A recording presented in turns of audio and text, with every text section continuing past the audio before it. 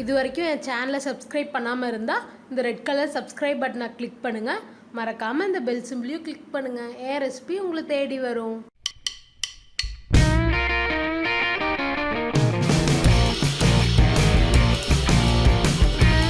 என் அன்பு தமிழ் சொந்தங்களுக்கு வணக்கம். வெஜ் நான்வெஜ் சேனலில் இன்றைக்கி நம்ம சீடை எப்படி பண்ணுறதுன்னு பார்க்கலாம். அரிசி மாவை நல்லா வறுத்துக்கலாம். நான் இன்றைக்கி 1 கப் பச்சரிசி மாவு எடுத்திருக்கேன். இதை நல்லா வறுத்துக்கலாம். அடுப்பை லோ மீடியம் ஹீட்டில் வச்சுக்கோங்க.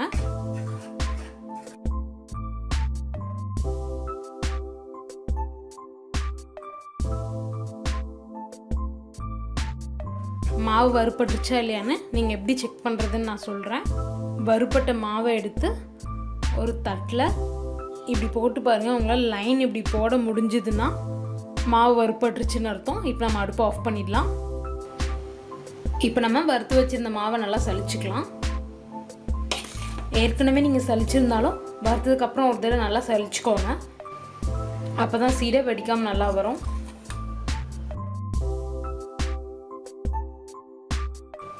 ஒரு கப் அரிசி மாவுக்கு 2 டேபிள் ஸ்பூன் உளுந்து மாவு தேவைப்படும்.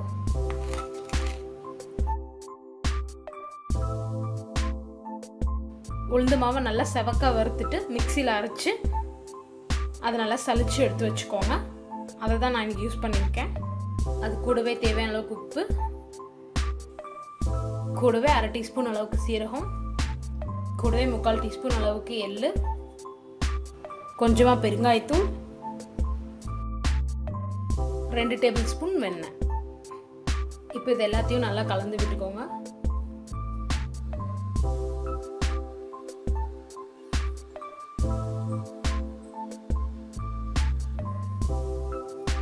வெண்ணெய் மாவோட நல்லா ஒன்று சேர்ந்துருக்கு பாருங்கள். இப்போ நம்ம பிடிச்சா நம்மளுக்கு அந்த ஷேப் நிற்கிது. அந்தளவுக்கு மாவு கூட வெண்ணெய் நல்லா கோட்டாயிருக்கு. இப்போ இதில் தேவையான அளவுக்கு தண்ணி ஊற்றி நல்லா கெட்டியான மாவாக பிசைஞ்சிக்கலாம். கொஞ்சம் கொஞ்சமாக தண்ணி ஆட் பண்ணி பிசைஞ்சிக்கோங்க.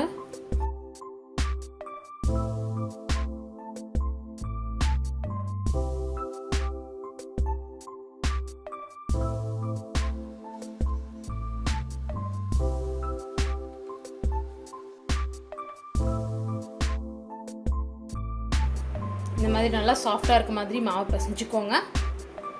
இப்போ கையில் கொஞ்சமாக நெய்யோ எண்ணெயோ விட்டுக்கோங்க. 2 கையிலுமே இதுலேருந்து சின்னதாக கொஞ்சமாக எடுத்து உருண்டையாக உருட்டிக்கலாம்.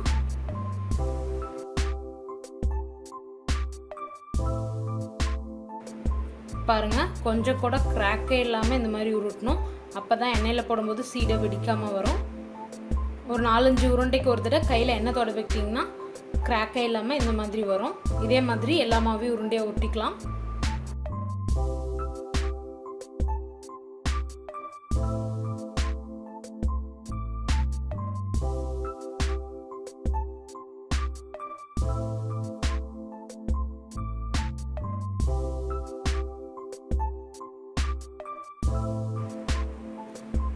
இந்த மாதிரி சின்ன சின்னதாக எல்லாத்தையும் உருட்டி வச்சுக்கோங்க. வெடிப்பே இல்லாமல் நல்லா இந்த மாதிரி உருட்டி வச்சுக்கோங்க. ஒருவேளை உங்களுக்கு சீடை எண்ணெயில் போட்டு பொரிக்கும் போது வெடிச்சிருச்சுன்னா அதுக்கப்புறம் போடுற உருண்டை எல்லாத்துலேயும் இந்த மாதிரி ஒரு டூத் பிக் வச்சு ஒரு 4-5 ஓட்டை போட்டுட்டு எண்ணெயில் போட்டு பொரிச்சிங்கன்னா சீடை வெடிக்காது. இப்போ இதை எண்ணெயில் போட்டு பொரிச்சிடலாம். எண்ணெய் நல்லா சூடாக இருக்குது. ஆல்ரெடி நான் ஒரு பேட்ச் போட்டு பொரித்து எடுத்துட்டேன். அதனால தான் அந்த சீரகம்லாம் மேலே மறந்துட்டுருக்கு. ஒரு சின்ன உருண்டை ஃபஸ்ட் போட்டு பாருங்கள்.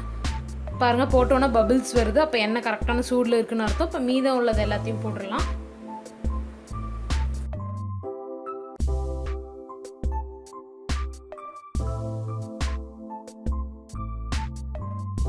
லைட்டாக மிக்ஸ் பண்ணி விடுங்க. அப்போ தான் ஒன்றோட ஒன்று ஒட்டாமல் இருக்கும்.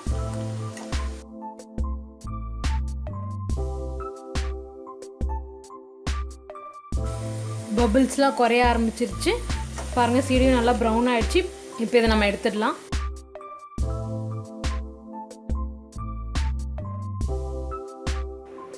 மீதம் உள்ளதையும் இதே மாதிரி பொரிச்சு எடுத்துடலாம். சீடை தயார். இதே மாதிரி உங்களுக்கு வேறு ஏதாச்சும் ரெசிபி வேணும்னா எனக்கு கீழே கமெண்ட்டில் போடுங்க. நான் உங்களுக்காக அதை ட்ரை பண்ணி போடுறேன்.